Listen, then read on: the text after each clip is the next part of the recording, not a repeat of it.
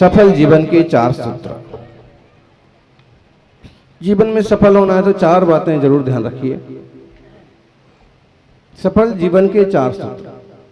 मेहनत करे तो धन बढ़े, पहली बात। मेहनत करे तो धन बढ़े, सब्र करे तो काम, मीठा बोले तो पहचान बने, इज्जत करे तो नाम।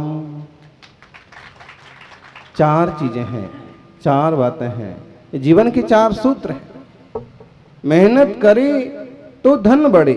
धन सबको चाहिए, लेकिन मेहनत बहुत कम लोग करना चाहते हैं।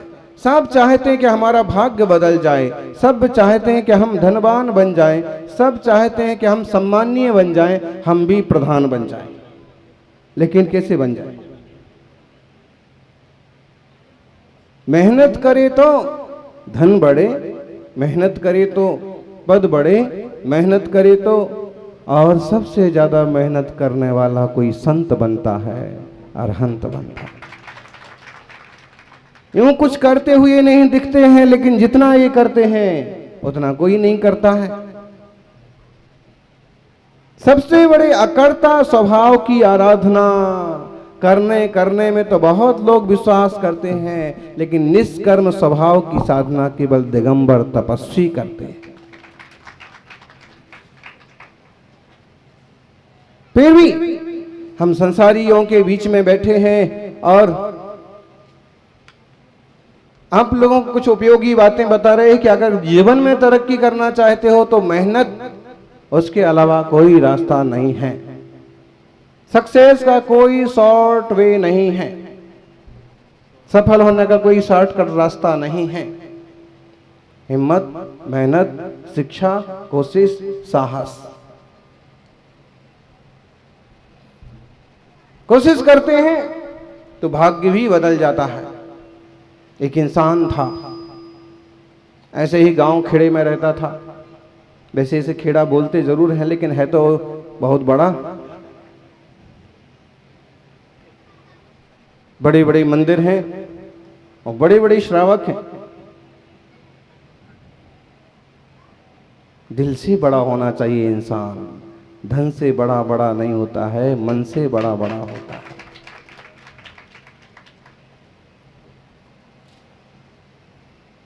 भाग्य बदल सकता है।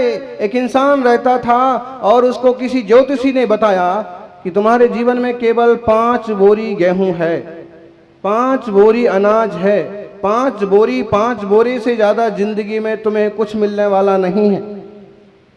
गजब हो गया। कोई संत पहुंचे तो उनने उस बेचारे आदमी ने कहा कि तो बड़े अन्याय की बात है, दिन में एक बार भी ठीक से खाने को नहीं मिल पाता है, और ज्योतिषी का कहा भी ठीक है कि 5 बोरी अन्न मिलना है, 5 बोरी अनाज मिलना है, तो 5 बोरी मिलना है तो रोज इतना ही मिलता है कि केवल पेट ही थोड़ा भरता है और बाकी धीरे धीरे मिलेगा। लेकिन एक बार एक संत आए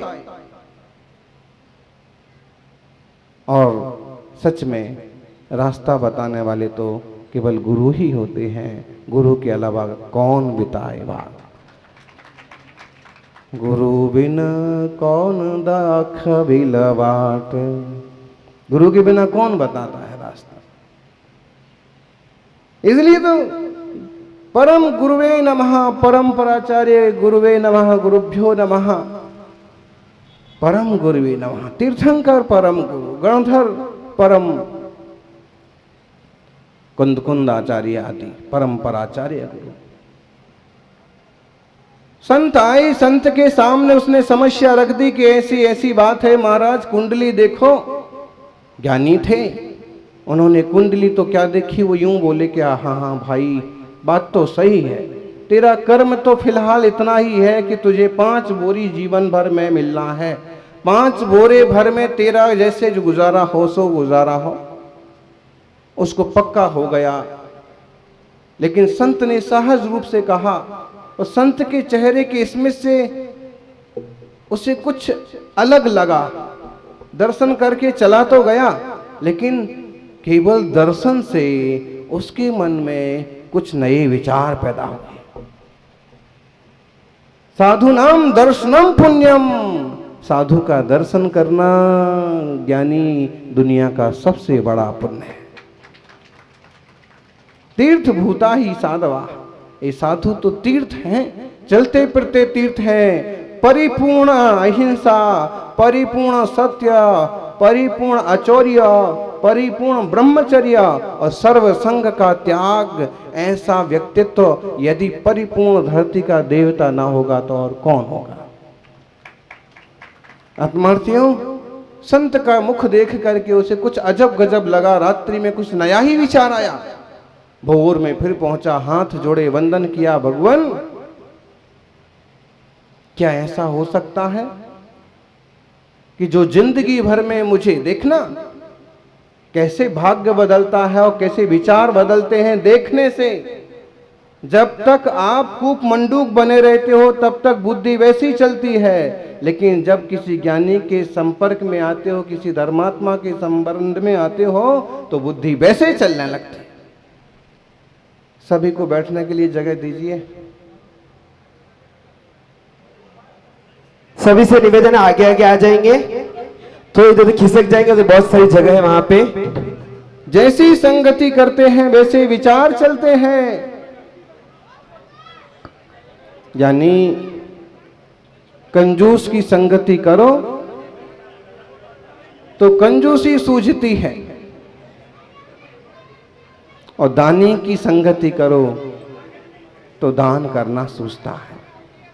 सभी बैठ जाइए एकदम से, अपन थोड़ी देर ही धर्म की बातचीत करेंगे। सभी से निवेदन है, स्थान ग्रहण कर लेंगे, कोई भी आगे नहीं आएगा। आप बीच में नहीं बोलिए, समझदार हैं, सब बड़े बुजुर्ग हैं। बड़े बुजुर्गों को ज्यादा उपदेश नहीं देना चाहिए। सज्जनों, उसने हाथ जोड़ के प्रार्थना की, भगवान ऐसा हो सकता है क्या? अभी तक जो बात उसके दिमाग में नहीं आई, आज वो बात उसके दिमाग में आई। अभी तक वही इंसान तो था, लेकिन अभी नहीं आई उसको दिमाग में कि ऐसा हो सकता है क्या। आज उसने पूछा, आज जीवन के जब 25 बसंत बीत गए तब उसने पूछा कि जन्म से गरीब हूं, दरिद्र हूं, केवल खाने को मिलता है, क्या ऐसा हो सकता है कि मुझे जो मेरे भाग्य में 5 बोरी लिखा है वो एक साथ मिल जाए? ऐसा हो सकता है? संत ज्ञानी थे, उन्होंने कहा बिल्कुल हो सकता है, बिल्कुल हो सकता है। लो, ये मंत्र का जाप करना और तुम्हें 5 बोरी मिल जाएगा। लेकिन ध्यान रखना, 5 बोरी मिलने के बाद फिर मिले न मिले। उसने हिम्मत रखी, जो होगा सो होगा, लेकिन जब मेरी जिंदगी में केवल 5 बोरी अनाज ही मिलना है तो एक साथ क्यों ना ले लूं। गुरु को तो सिर्फ इतना ही पूछा उसने कि क्या मिल सकता है, लेकिन उसके आगे की प्लानिंग उसने बहुत लंबी की। उसके आगे की प्लानिंग की कि आज मैं भी अच्छे से खाऊंगा, कोई संत आएंगे तो उन्हें भी खिलाऊंगा, और जो भी रहेगा मैं सारे गांव को भोजन कराऊंगा।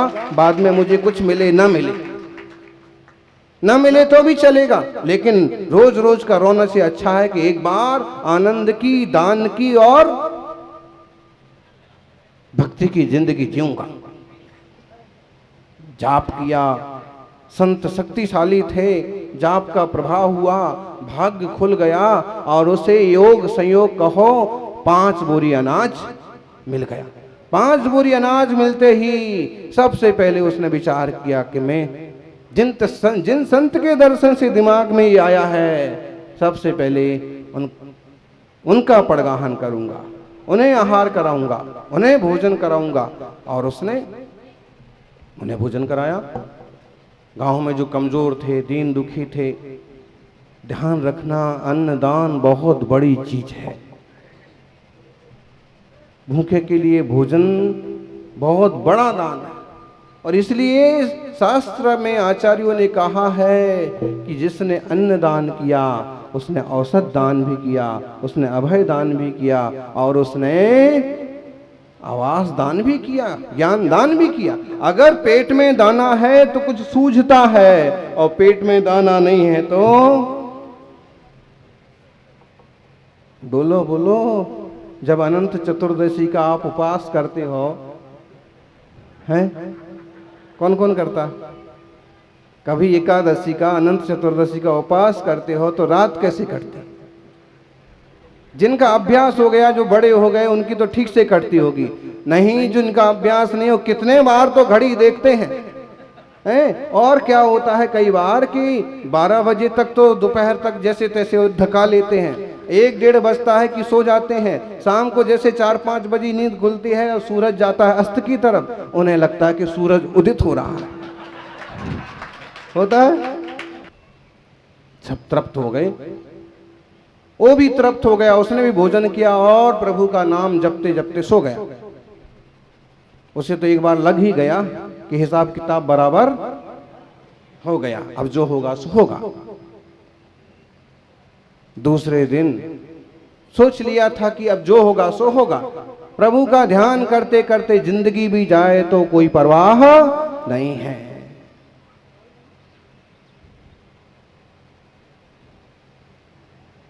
समझ में आ रहा जी?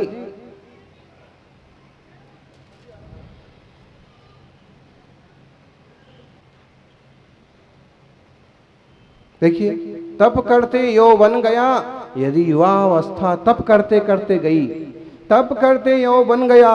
द्रव्य गयो मुनि दान, मुनि राजों को देने में द्रव्य गया। जिनको जरूरत है उन्हें भोजन कराने में द्रव्य चला गया। ज्ञानी तपस्वी को आहार देने में आपका पैसा खर्च हुआ। तप करते यौवन गयो, द्रव्य गयो मुनिदान, प्राण गए सन्यास में, तीनों गया ना जान। क्या? प्राण गए सन्यास में, जिंदगी पूरी तपस्या में गई, उत्तम समाधि पूर्वक, योग पूर्वक, और प्राण का विसर्जन हो गया, समाधि मरण हो गया। ज्ञानी तीनों गए नहीं हैं, उससे कई गुनाहों के मिलने वाले हैं। भोर में उठा और जाप में मस्त था कि थोड़ी सी तो फिक्र थी कि यार, लेकिन 5 बोरी का हिसाब तो पूरा हो गया और तरह तरह के विचार आए। लेकिन फिर आज उसने वही काम किया, आज भी उसने वही काम किया। क्या किया?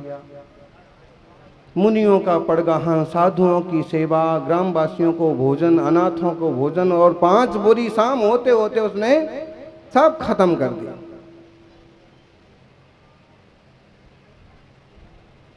इत्तेफाक सोच रहा था, आज उसने लोभ नहीं किया, आज भी लोभ नहीं किया, कल तो नहीं किया था, लेकिन आज कर सकता था। उसने सोचा जो होगा सो होगा, ये पता नहीं कौन रख के गया, जिसके भाग्य का होगा तो लेके जाओ। और फिर वही जाप ध्यान करते करते सो गया। फिर सुबह हुई, फिर आज तो उठते ही सबसे पहले उसने उसी जगह पर देखा। क्यों देखा? तो सचमुच कल की तरह आज फिर 5 बोरी।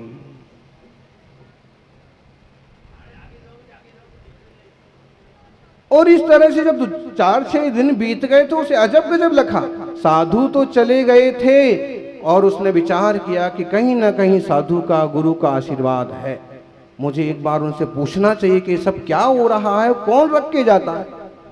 और जब कोई रख के जाता है तब मुझे कुछ भी पता नहीं पड़ता है। जब भाग्य खुलता है, पुण्य जगता है, तो द्रव्य ऐसे ही आता है, आसमान से टपकता है, और जब फूटता है तो फूलती बाल्टी की तरह सब कुछ निकल जाता है।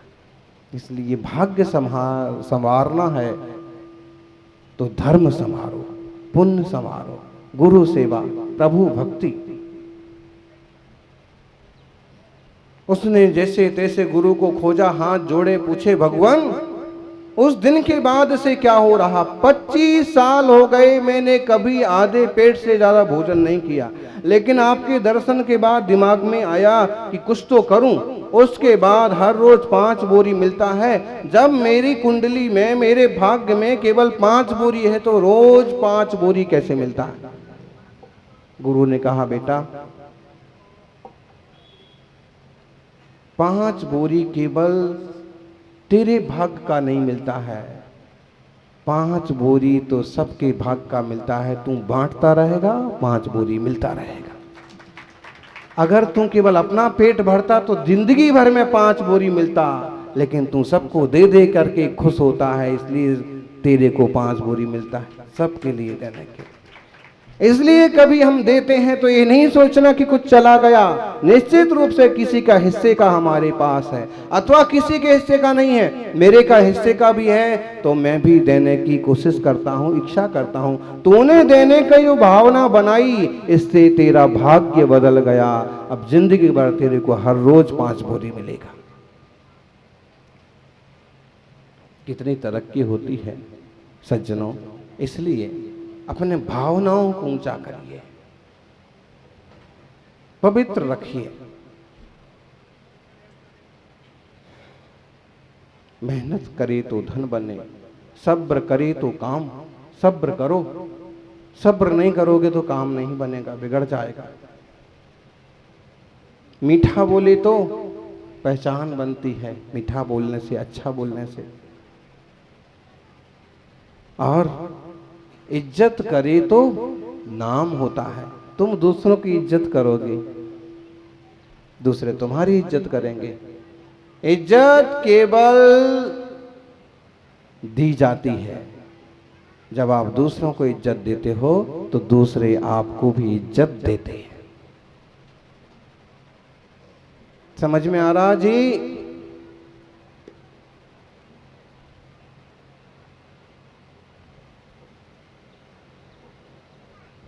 कमीरा वाले बैठे हैं, घरियादौर वाले, डगार वाले, और कहाँ कहाँ वाले बैठे हैं, घोड़ा वाले, रठोड़ा वाले, हाँ, खरका, जो भी है देखो, खरका और भरका। लेकिन हम सभी प्रभु वीर की वाणी को समझें, इससे जीवन में मंगल होगा।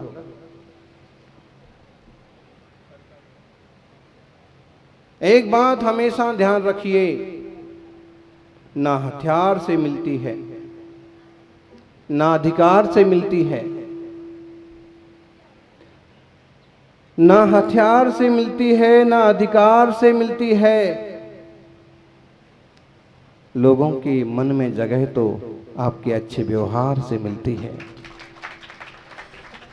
प्रभु के चरणों में, गुरु के चरणों में जगह तो केवल आपके अच्छे आचार से मिलती है।